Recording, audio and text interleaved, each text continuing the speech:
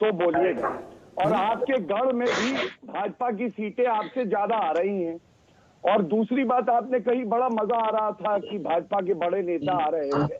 मैं आपको केवल इतना कहूंगा, भगवान आपको लंबी उम्र दे। ये जो राजनीति है ना, ये विनम्रता से करी जाती है, गुरूर से नहीं।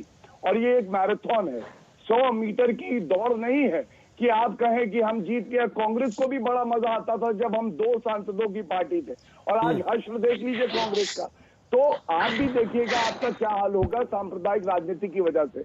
अब मैं आता हूं पीएफआई एसडीपीआई के प्रवक्ता, खुद एक राजनीतिक पार्टी है रोहित जी ये। इनसे आपने ये नहीं पूछा कि कितनी सीटें लड़े थे और कितने वोट पाए।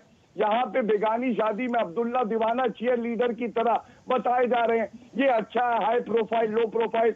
अरे हाई प्रोफाइल कैंपेन क्या होता है मैं आपको बताता हूँ।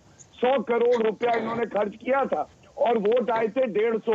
अब एक वोट कितने का पड़ा जोड़ के बता दीजिएगा। केवल एक बात कहूंगा, बड़ी विनम्रता से स्वीकार करते हैं हम जो जनता का जनादेश है। और हम ये नहीं कहेंगे कि धांधलीबाजी हुई, हम ये कहेंगे कि जनता ने हमें आशीर्वाद दिया, आपके आशीर्वाद पे हम खरे उतरेंगे, यही हमारा संकल्प है।